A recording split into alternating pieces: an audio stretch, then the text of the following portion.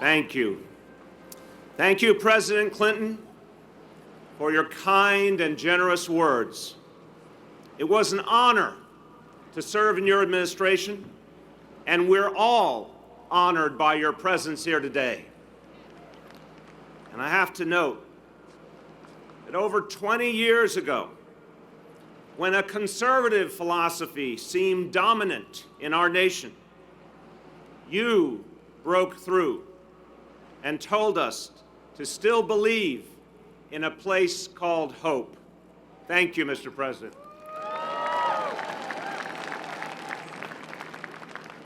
Thank you, Secretary Clinton. I was so inspired by the time I spent on your first campaign. Your groundbreaking commitment to nurturing our children and families manifested itself in a phrase that is now a part of our American culture and something we believe in deeply in this city. It takes a village. Thank you, Secretary. Thank you, Reverend Fred Lucas, Jr., Rabbi Joseph Potasnik, Monsignor Robert Romano, and Imam Askia Mohammed for your beautiful words of prayer. Thank you, Governor Cuomo. Working with you at HUD, I saw how big ideas can overcome big obstacles. And it will be my honor to serve shoulder to shoulder with you again. Thank you, Governor. Thank you, Mayor Bloomberg. Please, let's acknowledge the incredible commitment of our mayor.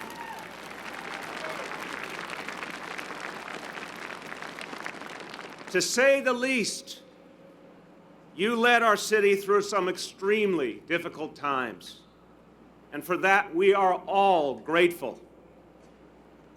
Your passion on issues such as environmental protection and public health has built a noble legacy. We pledge today to continue that great progress that you've made in these critically important areas. Thank you, Mayor Bloomberg.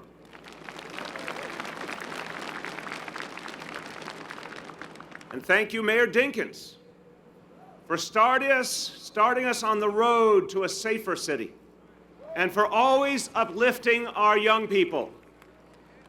And I must say personally, for giving me my start in New York City government. Thank you. Now, Mayor Dinkins, you also had the wisdom to hire a strong and beautiful young woman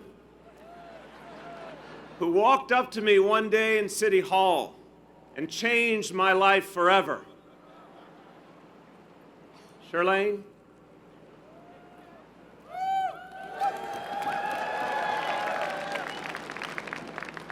You are my soulmate and my best friend and my partner in all I do.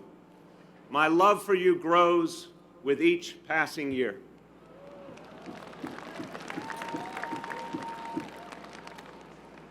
Chiara and Dante, I cannot put into words the joy and the pride you bring your mother and me every day. You're the best thing that's ever happened to us, and we love you so much.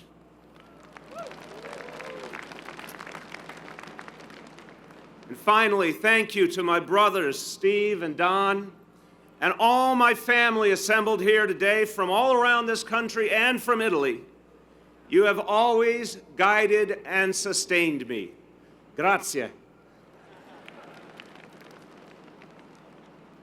Thank you, my fellow New Yorkers, my brothers and sisters, for joining Charlene, Chiara, Dante, and me on this chilly winter morning. And we thank you for your fortitude. De parte de Charlene, Chiara, Dante y yo, les extendio las gracias a ustedes, mis hermanas y hermanos neoyorquinos, por acompañarnos en este día tan especial. Gracias. Like it is for so many of you, My family is my rock. Their wisdom, their compassion, and sense of humor make each day a gift to cherish. But what makes today so special isn't just my family, but our larger New York family. And yes, I'm borrowing from Governor Cuomo. Our family of New York. We see what binds all New Yorkers together. And understanding that big dreams are not a luxury reserved for the privileged few, but the animating force behind every community in every borough. The spark that ignites our unwavering resolve to do everything possible to ensure that every girl and boy, no matter what language they speak, what subway line they ride, what neighborhood they call home, that every child has the chance to succeed. We recognize the government's first duties, our city government's first responsibilities, to keep our neighborhoods safe, to keep our streets clean, to ensure that those who live here and those who visit can get where they need to go in every borough. But we know that our mission reaches deeper. We are called to put an end to economic and social inequalities that threaten to unravel the city we love. And so today we commit to a new progressive direction in New York. And that same progressive impulse has written our city's history. It's in our DNA. Nearly a century ago, it was Al Smith who waged war on unsafe working conditions and child labor. It was Franklin Roosevelt and Francis Perkins who led the charge for the basic bargain of unemployment insurance and the minimum wage. It was Fiorello LaGuardia who enacted the New Deal here on the city level, battled the excesses of Wall Street, and championed a progressive income tax. From Jacob Riis to Eleanor Roosevelt to Harry Belafonte, who we are so honored to have here today. It was New Yorkers who challenged the status quo, who blazed a trail of progressive reform and political action, who took on the elite, who stood up to say that social and economic justice will start here and will start now. It's that tradition that inspires the work we now begin, a movement that sees the inequality crisis we face today and resolves that it will not define our future. Now, I know that there are those who think that what I said during the campaign was just rhetoric, just political talk in the interest of getting elected. And there are some who think that now, as we turn to governing, well, that things will just continue pretty much the way they always have. So let me be clear. When I said I would take dead aim at the tale of two cities, I meant it.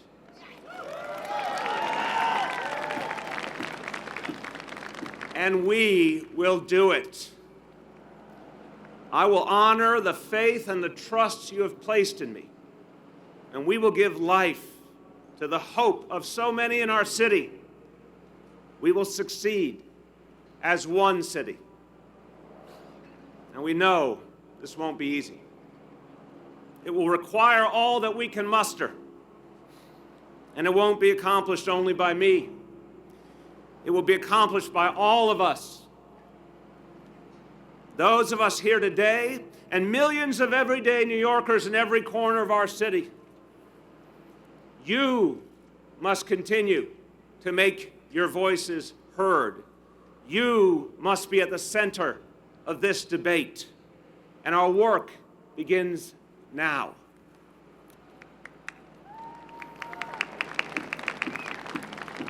We will expand the paid sick leave law because no one should be forced to lose a day's pay or even a week's pay simply because illness strikes.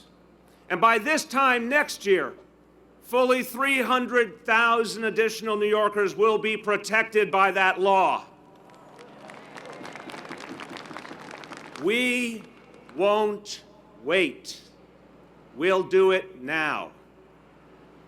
We will require big developers to build more affordable housing. We will fight to stem the tide of hospital closures.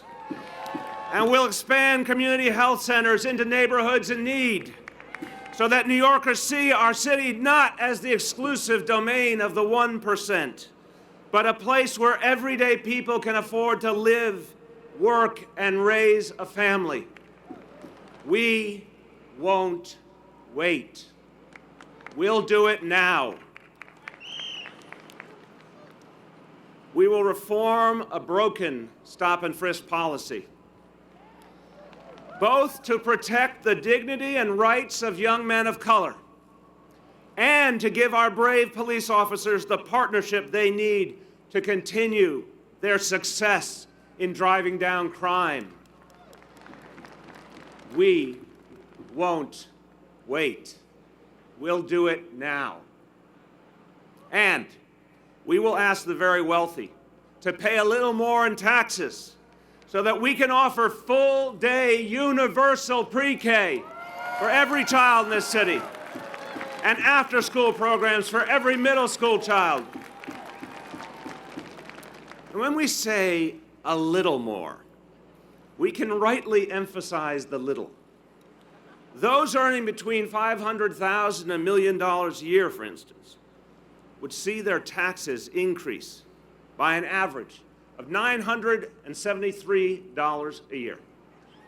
That's less than $3 a day, about the cost of a small soy latte at your local Starbucks. Think about it. A 5-year tax on the wealthiest among us, with every dollar dedicated to pre-K and after school. Asking those at the top to help our kids get on the right path and stay there. That's our mission. And on that, we will not wait. We'll do it now. Now, of course, I know that our progressive vision isn't universally shared. Some on the far right continue to preach the virtues of trickle-down economics. They believe that the way to move forward is to give more to the most fortunate, and that somehow the benefits will work their way down to everyone else. They sell their approach as the path of rugged individualism. But Fiorello LaGuardia, the man I consider to be the greatest mayor this city has ever known, he put it best. He said, "I too admire the rugged individual, but no rugged individual can survive in the midst of collective starvation." So please remember, we do not ask more of the wealthy to punish success. We do it to create more success stories.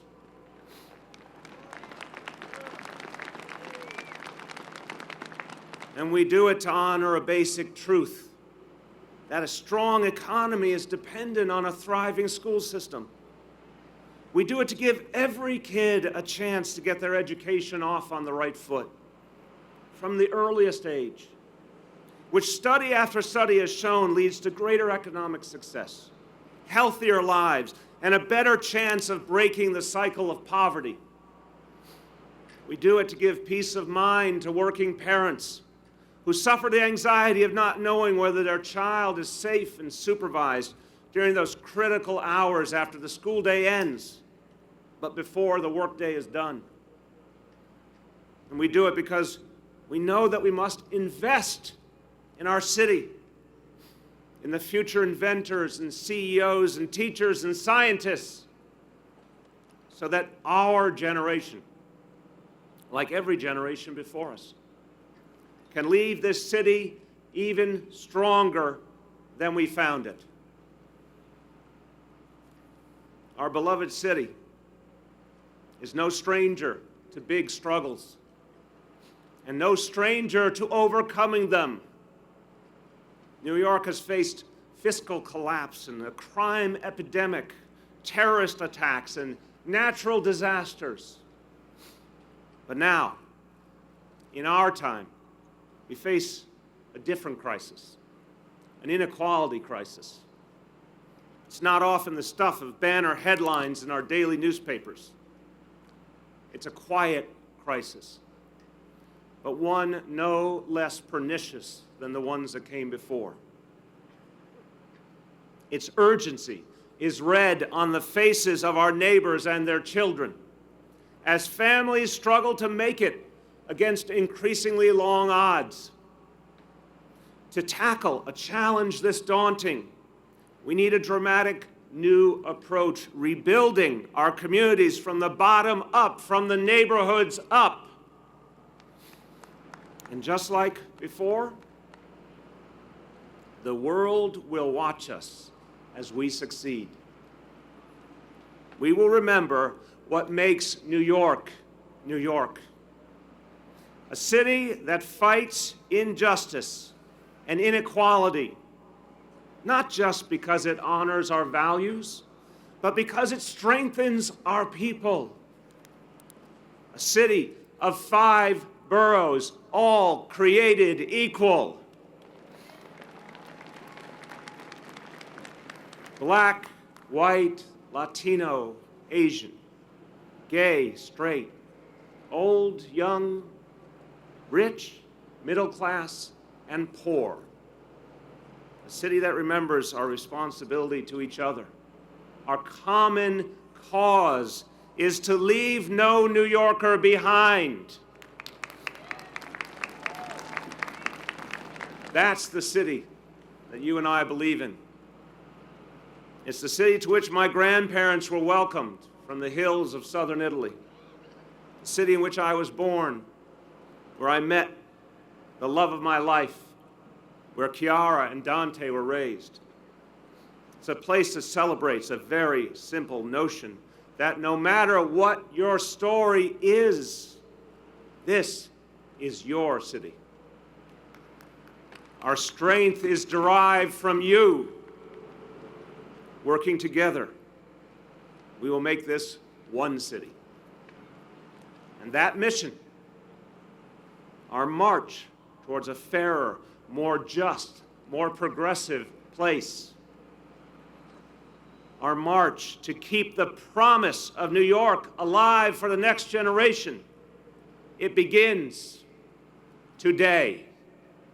Thank you, and God bless the people of the city of New York.